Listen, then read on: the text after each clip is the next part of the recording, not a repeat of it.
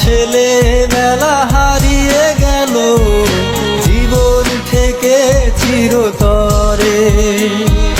যখন আমি একলা থাকি তখন খুব বেশি মনে পড়ে আমার ছেলেবেলা হারিয়ে গেল জীবন থেকে চিরতরে।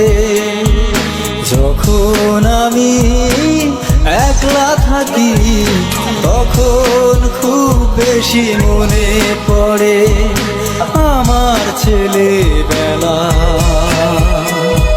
হারিয়ে গেল।